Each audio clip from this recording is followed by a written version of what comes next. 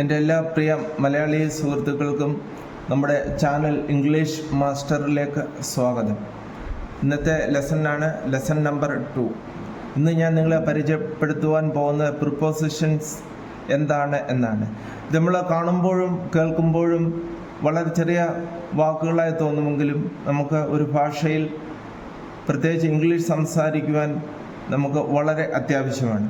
English വളരെ അത്യാവശ്യമായി അറിഞ്ഞിരിക്കേണ്ടതും ഇന്നത്തെ സമയത്തിൻ്റെ ആവശ്യമാണ്. നിങ്ങൾ ചാനൽ കാണുന്നുണ്ടെങ്കിൽ ഇത് സബ്സ്ക്രൈബ് ചെയ്യുക, ഷെയർ ചെയ്യുക, ലൈക്ക് ചെയ്യുക, കമൻറ്റ് ചെയ്ത് എന്നെ അറിയിക്കുക. ആദ്യത്തെ ഭാഗമാണ് ഓൺ. ഓണിൻ്റെ മലയാളം അർത്ഥമാണ് മേൽ അല്ലെങ്കിൽ മുകളിൽ. ഓൺ ദ ടേബിൾ എന്ന് പറഞ്ഞാൽ മേശയുടെ മുകളിൽ.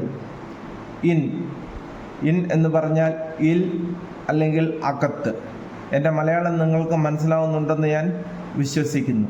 കാരണം ഞാൻ വളരെ വർഷങ്ങളായി കേരളത്തിൻ്റെ വെളിയിൽ താമസിക്കുന്ന ഒരു വ്യക്തിയാണ്. ഇൻ എന്ന് പറഞ്ഞാൽ ഇൽ അല്ലെങ്കിൽ അകത്ത്. ഇൻ ദ ബോക്സ് എന്ന് പറഞ്ഞാൽ ബോക്സിൻ്റെ അകത്ത് അല്ലെങ്കിൽ ബോക്സിൽ. ഇൻ ദ റൂം എന്ന് പറഞ്ഞാൽ മുറിയിൽ അല്ലെങ്കിൽ മുറിക്ക് അകത്ത്. അട്ട് എന്ന് പറഞ്ഞാൽ ഇൽ അല്ലെങ്കിൽ സമീപത്ത്. അറ്റ് ഹോം എന്ന് പറഞ്ഞാൽ വീട്ടിൽ. അറ്റ് ദ ഗേറ്റ് എന്ന് പറഞ്ഞാൽ ഗേറ്റിന് സമീപത്ത്. ബൈ എന്ന് പറഞ്ഞാൽ വഴി അല്ലെങ്കിൽ അരികിൽ. ബൈ ബസ് വഴി. ബൈ ദ പോസ്റ്റ് ഓഫീസിന് അരികിൽ. വളരെ ശ്രദ്ധിച്ച് മനസ്സിലാക്കുക, എഴുതി സൂക്ഷിക്കുക. നിങ്ങൾക്കും നിങ്ങളുടെ കുട്ടികൾക്കും ഇംഗ്ലീഷ് പഠിക്കുവാൻ ആഗ്രഹിക്കുന്ന എല്ലാവർക്കും വളരെ സഹായകരം ആയിരിക്കും. ഫോർ എന്ന് പറഞ്ഞാൽ വേണ്ടി ഒരു വാക്കിൽ നമ്മൾ ഉപയോഗിച്ചാൽ ഫോർ വാട്ടർ വെള്ളത്തിനു വേണ്ടി. ഫോർ പെൻസിലിനു വേണ്ടി. ഫോർ പെന്നിനു വേണ്ടി എന്ന് പറഞ്ഞാൽ പേനയ്ക്ക് വേണ്ടി. ഫ്രം ഫ്രം എന്ന് പറഞ്ഞാൽ നിന്ന്. നിങ്ങൾക്ക് കർസീവ് റൈറ്റിംഗ് അറിയാമെന്ന് ഞാൻ വിശ്വസിക്കുന്നു. കർസീവ് റൈറ്റിംഗ് നിങ്ങൾക്ക് അറിയത്തില്ല എന്നുണ്ടെങ്കിൽ എന്നെ കമൻറ്റിൽ അറിയിക്കുക. കർസീവ് റൈറ്റിംഗ് എഴുതുവാൻ ഞാൻ പഠിപ്പിക്കുന്നതായിരിക്കും. ഫ്രം ഫ്രം എന്ന് പറഞ്ഞാൽ നിന്ന്. ഫ്രം ഡൽഹിയിൽ നിന്ന്. എന്ന് പറഞ്ഞാൽ എൻ്റെ അല്ലെങ്കിൽ ഉടെ. ഓഫ് ദ ബുക്കിൻ്റെ. ഓഫ് ഫാദർ പപ്പായുടെ. ഔട്ട് ഔട്ട് എന്ന് പറഞ്ഞാൽ പുറത്തേക്ക്. ഔട്ട്. ത്രൂ ത്രൂ എന്ന് പറഞ്ഞാൽ ഊടെ അല്ലെങ്കിൽ വഴി. ത്രൂ ദ വിൻഡോ ജനലിലൂടെ. ത്രൂ ബസ് വഴി. ത്രൂ ഡോർ വാതിൽ വഴി. ടിൽ എന്ന് പറയാൻ TILL. ടിൽ എന്ന് പറഞ്ഞാൽ വരെ. Till morning. ഉദാഹരണത്തിന് നമ്മൾ പറഞ്ഞാൽ ടിൽ മോർണിംഗ് രാവിലെ വരെ.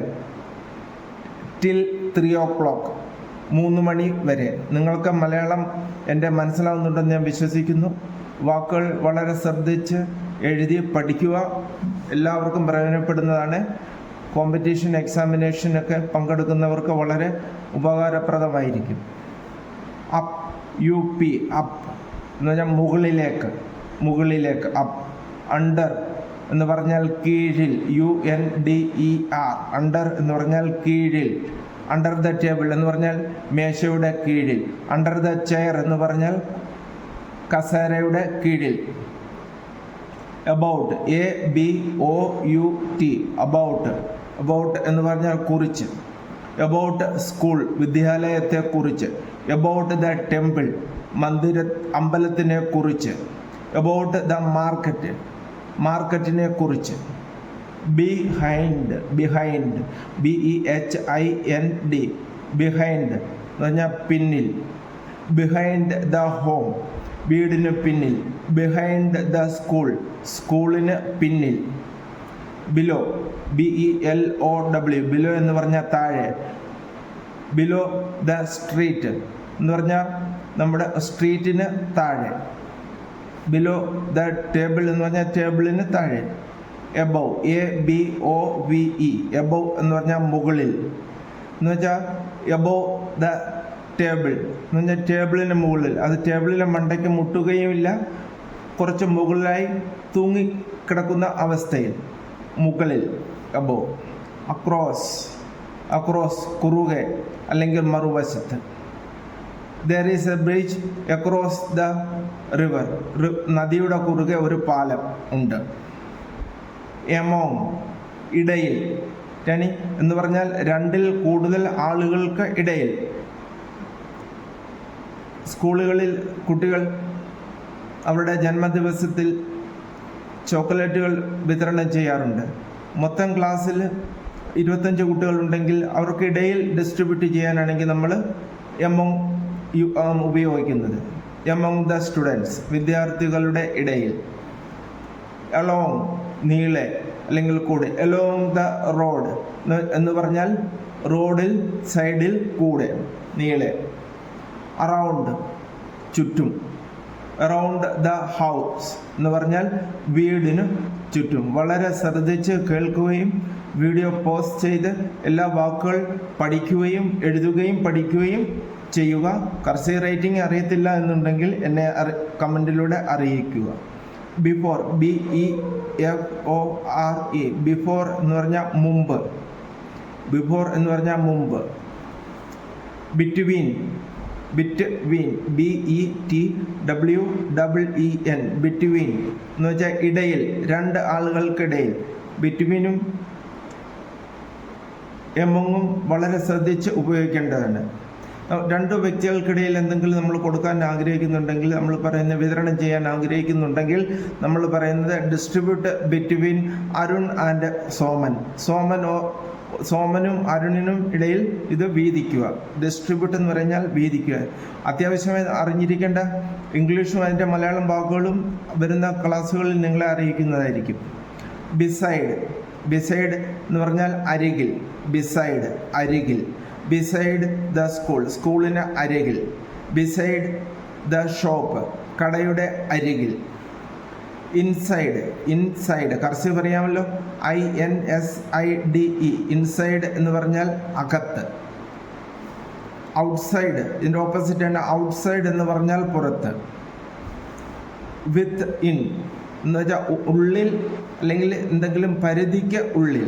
ഇത് സെൻറ്റൻസുകൾ പഠിപ്പിക്കുന്ന സമയത്ത് ഞാൻ നിങ്ങളെ വളരെ വ്യക്തമായി എഴുതി പഠിപ്പിക്കുന്നതായിരിക്കും. വിത്ത് ഔട്ട്, ഇല്ലാതെ. വിത്ത് ഔട്ട് ഒരു വാക്കാണ്. വിതൗട്ട്, ഇല്ലാതെ.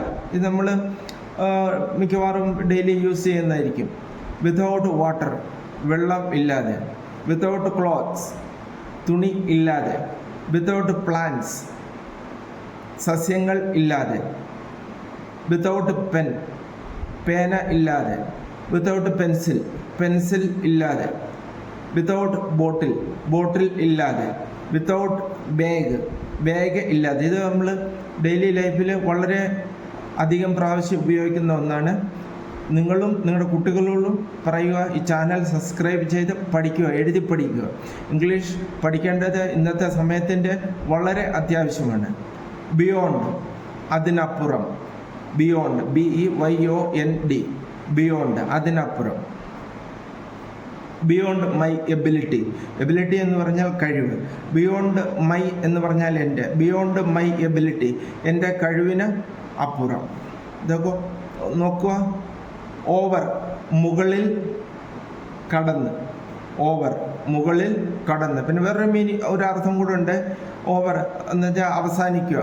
ഞാൻ സംസാരിക്കുന്നതിനിടയ്ക്ക് ചിലപ്പോൾ ഹിന്ദി ചുവ വരുവാൻ സാധ്യതയുണ്ട്, നിങ്ങളത് ക്ഷമിക്കുക.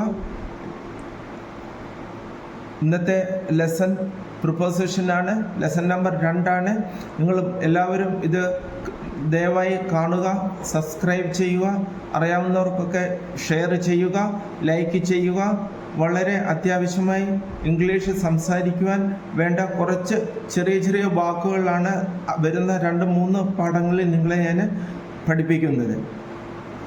നിങ്ങൾക്ക് ഇത് കണ്ടതിൽ വളരെ താങ്ക്സ്.